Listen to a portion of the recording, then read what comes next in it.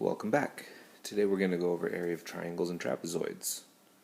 So first off, we can see this first one. We're going to be looking at rectangles and triangles, and we want to describe, some of their similarities and differences. So looking at these two shapes, they look very similar. They both look like they have some right angles in there, and there's some information. But basically, both of them, the rectangle and the triangle, they have the same base and the same height. So if we look at this right here, that base and this base is identical, and then that height and that height is identical. And then in addition to that, it says there that the triangle, it's actually only half the area. So if I were to cut this in half, it would be identical to the size of this triangle. So that means that we can take a rectangle and always cut it in half, and it will always produce two right triangles. Okay, so going in with that, we have this formula here. It says the area formula of a rectangle is area equals base times height. Then how could we describe a formula for finding the area of a triangle?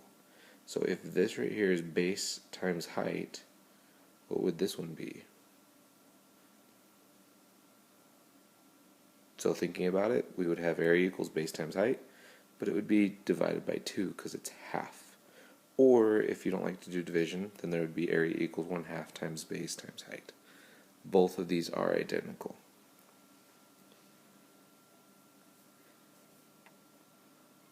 Alright, so next part.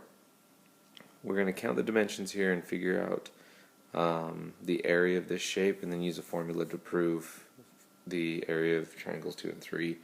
So first off on this one, if I were to count, we have here 1, 2, 3, 4 whole ones, then 1, 2, 3 whole ones, then 1, 2 whole ones. So if I were to count 4, 5, 6, 7, 8, 9, 10, 11, 12, there's 12 whole ones, and then I gotta go through and count all these ones that are kind of slices of that. Now that seems kind of really challenging, so if I were to go through and try to count each one, I could. It could be really close, but if we were to just take this piece of information, area equals base times height divided by 2, I find that the base here is 5. I find the height is 7, so 5 times 7 would give me 35, but this right here is half of that. So I would go ahead and say area equals, for plugging in my values, the base of 5, the height of 7, and divide by 2. So 5 times 7 is 35, divided by 2 would give me 17.5 units squared. Okay, so for the next one, it says area equals base times height divided by 2, same formula, and then we take this and see that this base here, this is 14, and this is a height of 16, and the base is always perpendicular to the height. So it doesn't mean that it's always this bottom number. It could be right here on this side or even right there. It just has to be perpendicular to the height of the triangle. So I take that information, and I know 14 is the base and 16 is the height. So that would be 14 times 16 divided by 2. Now these can be challenging if you're trying to multiply these big numbers together, but what I would suggest doing is making this easier on yourself. Go ahead and take 16 or 14 and divide it by 2 first. If I take 16 and divide by 2, I get 8, and then I would do 8 times 14. Or I would take 14 divided by 2 and get 7, and then do 7 times 16. No matter which way you did that, you should be able to go ahead and multiply, and you would find out that area equals 112 inches squared. Next example. So the area formula of any triangle is area equals base times height divided by 2. So the base of this shape is 3.5 meters. The height of this shape is 2 meters. So we should have area equals 3.5 times 2 divided by 2. Now these are my favorite types because if I times and divide by the exact same number, so timesing and dividing by the exact same number, they actually cancel, and I'm just left with the leftovers. So if those two cancel, I'm left with 3.5, and that will be 3.5 meters squared.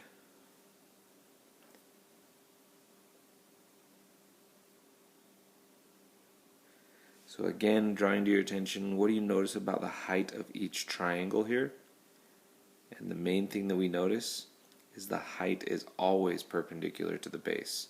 I didn't choose a diagonal length here. I didn't choose one that went somewhere else or even just like right here, but it's going to the highest point. So if we look at this one, the height of the triangle is the tallest point, and it has to make a 90-degree angle, which we call that perpendicular to the base. All right, next example. We're going to decompose the parts here and talk about these shapes. We're moving over to trapezoid type shapes, which they'll have some other shapes in there. But if I were to look at this first shape, in order to make this into something that I can actually understand, I would go ahead and just draw a perpendicular line and then another perpendicular line, and you'll notice that I have a triangle, a rectangle or square, and then another triangle, which is really helpful because then I can just find the area of this, that's base times height, and then the area of this would be base times height divided by 2, base times height divided by 2, and then I can add those three areas together to get this answer. This one here would just be simply a rectangle and a triangle, and last but not least, we would have a triangle, a rectangle, and a triangle.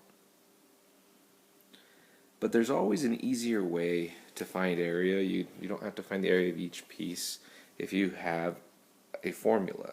But to understand a formula, we need to know that a trapezoid is always made up of one or two triangles and a rectangle.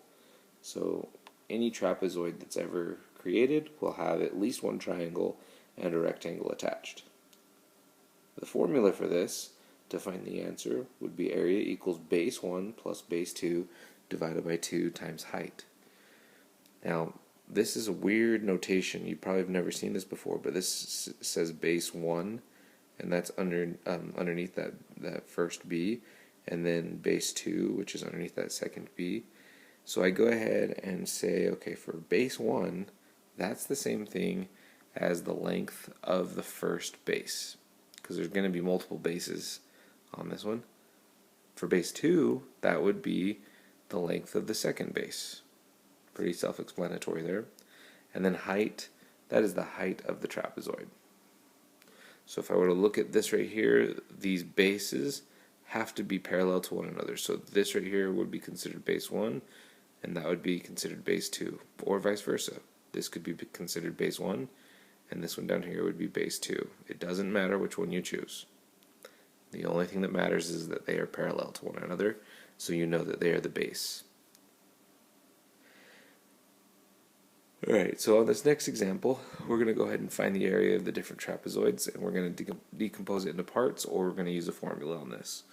So this first one, I notice that it's 16, 8, and 6. So if I were to use my area formula, I have base 1 plus base 2 divided by 2 times height. That's the area formula of a trapezoid. I go ahead and plug in each value, which here we have base 1.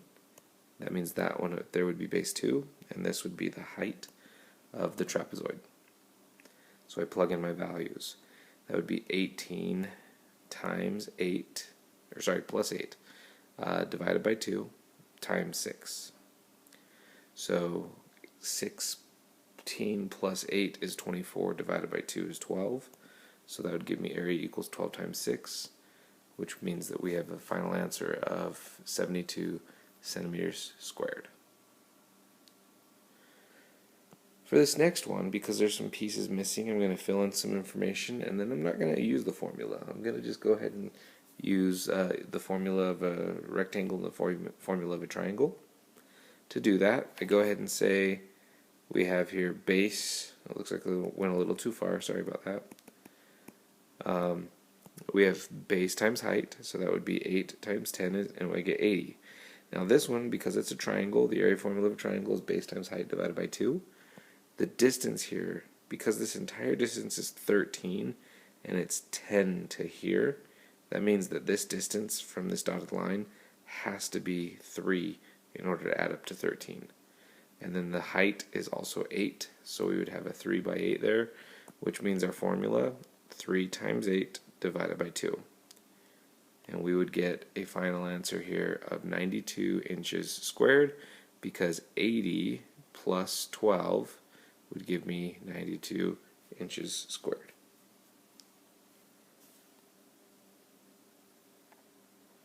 Okay, next example. Using this formula for the area formula of a trapezoid, we're going to go ahead and find the answer to this problem down here.